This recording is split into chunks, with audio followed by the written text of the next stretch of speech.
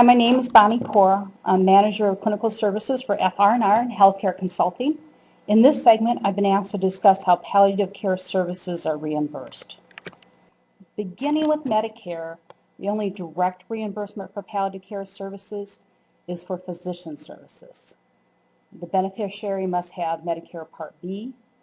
It covers limited treatments and medications, those that are used to provide palliative care by the physician, for instance, a physician that may be administering injections or an infusion. It also covers doctors, nurse practitioners, and in very specific criteria, social workers, and that's limited to beneficiaries with a mental illness diagnosis that's found in the DSM-4 diagnosis manual.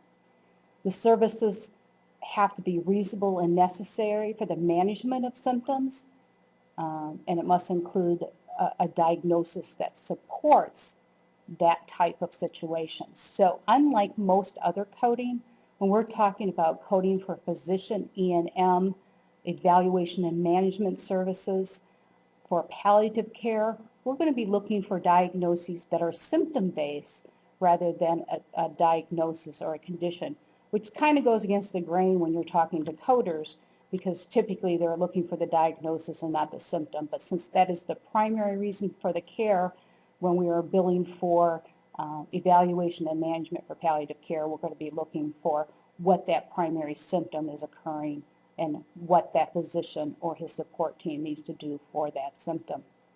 Any other medications that are associated with palliative care are going to be billed to the patient's Part D, Medicare Part D prescription drug coverage, or if they have their own individual prescription drug coverage. So again, the medications are very limited. When we're talking about palliative services from a physician, we're not talking about palliative services that are part of the hospice benefit. When we're talking about Medicare A benefits, the palliative care services may be covered as part of the qualifying acute care service.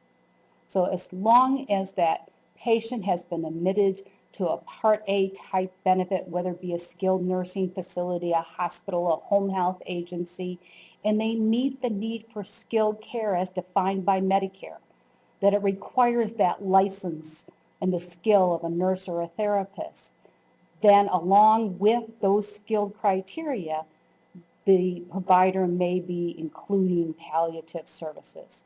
But there is not a direct in Part A one-to-one relationship. I'm providing palliative services and I'm being reimbursed by Medicare. I'm providing a skilled service that meets my coverage in my provider type, and I'm providing palliative services. The limitations are based on the provider type.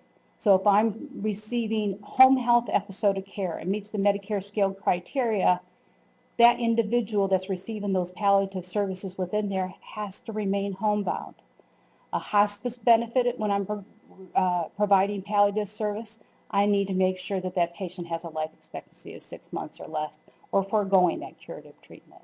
A skilled nursing facility limitation is that that patient must have been in a hospital for 3-day qualifying stay in the last previous 30 days prior to coming to the SNF. And again, meets that Part A skill requirement, and then I can provide the palliative services also. Medicare managed care. The coverage varies all over the place. Medicare managed care in some situations have reimbursement for palliative care physician consultation only. Some of them will cover a team-based care, home-based palliative care, telephonic type of follow-up with the palliative care team and the patient, or direct telemedicine where there's units in the home. There's also incentive payments to hospitals based on palliative care measures by Medicare managed care entities. So if there's palliative care consults, whether there's a formal program in the hospital, if there's early referrals, those types of things, that quality measure is met, then there's incentive payments that may be given to those hospitals.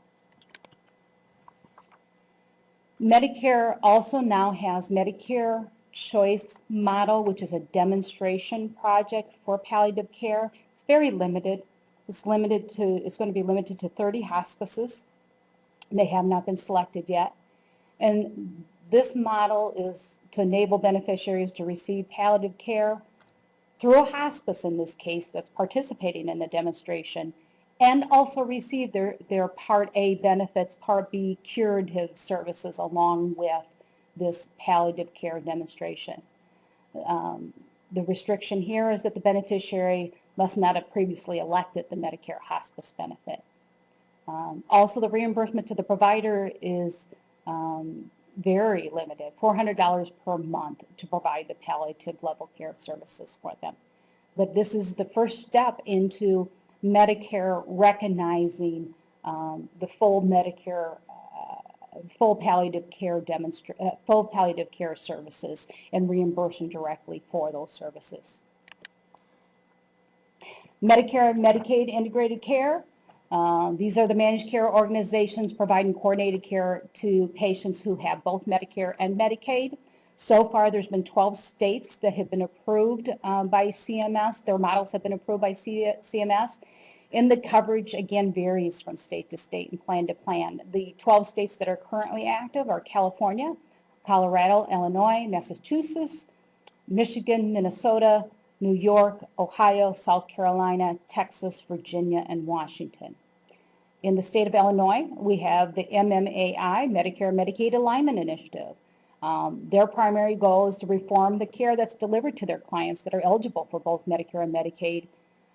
There is still limited enrollment, but it focuses on the geographic regions in the Chicagoland area and in central Illinois. These are opportunities for providers to propose a palliative care service, a formalized plan to the contractors, the MCOs in the state of Illinois and the other states that are participating, to show them where they can improve the health care and the outcome of these individuals, and also save cost to CMS. Some of the additional payers, the demonstration programs that are out there are predominantly structured around one provider receiving some form of capitated payment to provide all the necessary services to that patient. That provider then chooses who will help them care for the patients that are enrolled in their program. And again, their goal is to improve that outcome and to have cost savings. So the palliative care providers need to be seeking out opportunities. They need to research their areas to see who's involved in any of these type programs and who the so-called gatekeeper is for the care of those patients. Some of those demonstration programs are independence at home, patient-centered medical homes, accountable care organizations, the bundled payment type pilots. There's other coordinated care programs out there. One that's been in existence for quite a while is PACE, which is a program for all-inclusive care of the elderly.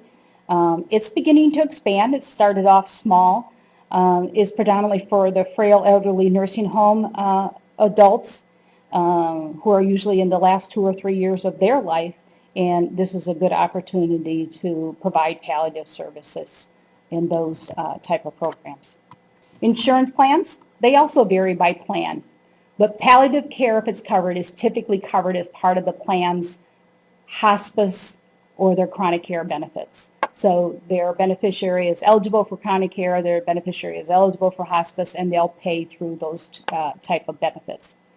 It could be included also in some of their disease management or case management models, and you need to discuss with the different insurance plans if it's a possibility that their beneficiaries may be eligible to receive palliative care through those. We do have some very structured HMOs that are out there. One of them that comes into mind is the Blue Cross Blue Shield of Western New York, who has a fully established palliative care program where they reimburse for the services. And then some long-term care insurance plans also have a palliative care benefit. But again, it's up to the provider to have the discussions with the plans to determine if there's any reimbursement for care for their beneficiary.